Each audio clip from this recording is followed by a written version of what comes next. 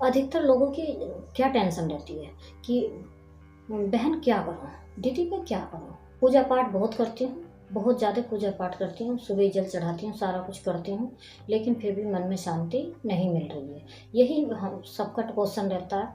यहाँ से मतलब घर की जो लेडीज है उसका भी क्वेश्चन रहता है, और मान लीजिए जो स्टूडेंट, उनका भी आज की डेट में ये क्वेश्चन है, जो मैं इसका जवाब दे रही हूँ। देखिए, मन की शांति है क्या। आज मैं एक स्टोरी के माध्यम से आप लोगों को ये समझाऊंगी कि मन की शांति है क्या, और मन शांत कैसे रहे। जब तक आप लोग अपने मन में क्रोध पाले रहेंगे, अपने मन में क्रोध पाले रहेंगे या प्रसन्नता नहीं रखेंगे, बेफिजूल में ही आप जो है अपने मन में किसी को देख के गुस्सा गुस्सा बहुत जल्दी आ जाता है लोगों को, तो वो चीज़ जब तक रहती है तब तक हमारे मन में हेलो भाई, जय श्री मन नारायण। आज आपके वीडियो सक्सेस मोटिवेशन गीता 555 में आपका स्वागत है। देखिए, आज टॉपिक है हमारी वीडियो का, जब तक मन में क्रोध और बुरी बातें रहेंगी तब तक प्रसन्नता और शांति कैसे आएगी। आज इसी पे बात करते हैं। आज ये जो टॉपिक है, ये जो है घर की महिला हो या बाहर जॉब करने वाला व्यक्ति हो या स्कूल का स्टूडेंट हो, ये सभी का सवाल है कि मन में शांति नहीं है, कहाँ जाए शांति के लिए। एक घर की महिला है तो वो कहती है कि पूजा पाठ बहुत ज़्यादा करती हूँ, फिर भी शांति नहीं है मन में। सुबह जल चढ़ाती हूँ, शाम तक दिया बाती करती हूँ, सात तक सुबह शाम मतलब इन्हीं कामों में मेरा पूरा दिन निकल जाता है। और स्टूडेंट कहता है कि मैं पूजा करने के बाद ही ये स्कूल जाता हूँ। और जो व्यक्ति होता है जॉब पर जाने वाले, वो भी ये बोलते हैं कि मैं पूजा पाठ करने के बाद ही अपनी जॉब मतलब ड्यूटी जाता हूँ या जॉब पे जाता हूँ, जो भी है। ठीक है, हर किसी का ये सवाल होता है। तो आज इसी टॉपिक पे हम बात करते हैं कि मन में शांति कैसे आए, कैसे आए मन में शांति। तो आज मैं इस एक स्टोरी के माध्यम से आप लोगों को ये समझाने की कोशिश करूँगी कि मन में शांति कैसे ला सकते हैं। देखिए, एक महिला थी, वो बहुत ज़्यादा पूजा पाठ किया करती थी, और इतनी पूजा पाठ किया करती थी कि सुबह में उठना नियम के अनुसार, मतलब नियम था उसका, एक नियम था कि वो हमेशा सुबह उठती 4 बजे और पूजा करती, मंदिर जाती, दिया जलाती, जल चढ़ाती, सारा कुछ किया करती थी।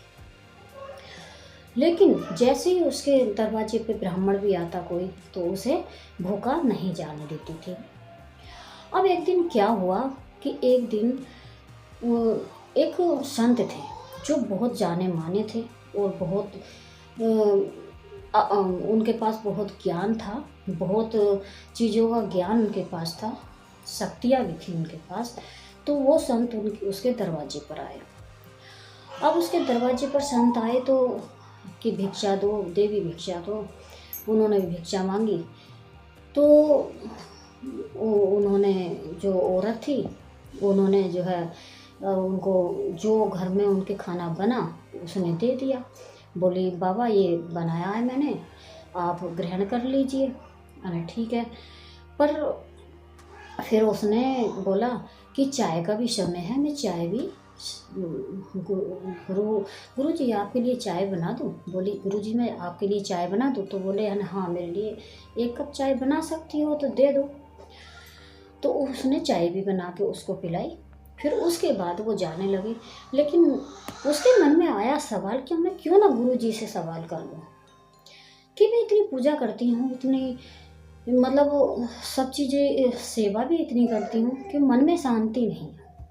अब वो उनसे बोली, गुरु जी ज़रा 1 मिनट रुकिएगा, मुझे एक प्रश्न करना है आपसे। बोली, अच्छा।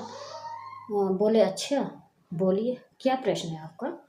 बोले, मेरा प्रश्न है कि मैं इतनी पूजा करती हूँ, इतनी पूजा पाठ करती हूँ, सब तरीके से, जैसे सबको सबका मान सम्मान करती हूँ, घर गृहस्थी में रहती हूँ, लेकिन फिर भी मैं अपने जितना मुझसे बन पड़ता है उतना मैं करती हूँ।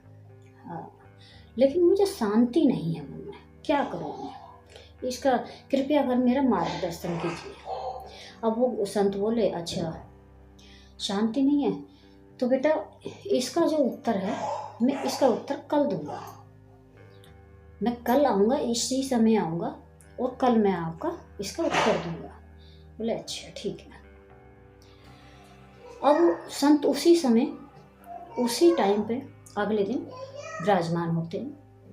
अब वो जो है उनके सत्कार के लिए खीर बना के रखती है, क्योंकि उसने खीर बनाई होती है कि आज मैं संत जो गुरुजी हैं उनको मैं खीर खिलाऊंगी आज, और नाश्ता पानी खिलाने के बाद अब वो आते हैं, उन्हें जो भी खिलाती है, फिर कहती है कि मैंने संत जी गुरुजी मैंने खीर बनाई है। अच्छा खीर बनाई है तो लाओ। उन्होंने कमंडल आगे कर दिया, अब कि मेरे कमंडल में खीर डाल दो, मैं खा लूँगा। अब वो कमंडल जो आगे करती है कि उस कमंडल पे उसकी नज़र जाती है कि इस कमंडल में तो गंदगी पड़ी हुई है। बाबा आपके कमंडल में तो गंदगी है, लाइए इसे धो के लाती हूँ मैं। अरे नहीं नहीं, इसमें ऐसी डाल दीजिए, इसमें ऐसी डाल दो खीर, बच्चा ऐसी डाल दो खीर। कि नहीं ऐसे कैसे डाल सकती हूँ, मैं धो के साफ करके ही डाल दूँगी इसमें खीर। अने अच्छा अने तुम ऐसी डाल दो मैं खा लूँगा। अरे नहीं बाबा मैं साफ़ कर दूँगी। बहुत देर तक इनकी बहस ऐसे चलती रही, लेकिन अब कहते हैं बेटा जब आप इसमें गंदे कमंडल में आप खीर नहीं डाल सकते, आप इस गंदे कमंडल में खीर नहीं डाल सकते कि आप कह रहे हो खराब हो जाएगी, तो मैं इसे धोकर साफ कर दूंगी, वो कह रही हो। तो महाराज ने कहा, जो संत थे उन्होंने कहा ठीक इसी प्रकार जब तक हमारे मन में लालच और काम, क्रोध, लोभ, मोह और बुरे विचार रहेंगे, तब तक हम अच्छी चीज़ें, अच्छे विचारों की कैसे इसमें ज्ञान डाल सकते हैं, कैसे ज्ञान को डाल दिया जाएगा? नहीं डाला जाएगा ना। जब हम क्रोध, लोभ, मोह, गंदे विचारों को, गंदगी को बाहर करेंगे, तब इसमें ज्ञान को डालेंगे। तब तक उसमें ज्ञान कैसे डालेंगे? अगर ऐसे मन में उपदेश डालेंगे तो अपना असर नहीं दिख पाएगा। यानी कि इसका कहने का मतलब ये है कि हम गंदे विचार जब तक अपने मन में रखेंगे तब तक अच्छे विचार नहीं आएंगे। जैसे कमंडल की बात है, जैसे ही कमंडल गंदा था उसमें खीर नहीं डाल रही थी, वैसे ही अगर हम बुरे विचार अपने मन में रखेंगे तो अच्छी भावना कहाँ से रखेंगे? एक ही चीज़ रहेगी ना, अच्छी या बुरी। तो इसलिए उपदेश सुनने से पहले हमारे मन को शांत और पवित्र करना चाहिए, तभी ज्ञान की बातें ग्रहण कर सकते हैं। पवित्र मन को ही सच्चा सुख और आनंद प्राप्त हो सकता है।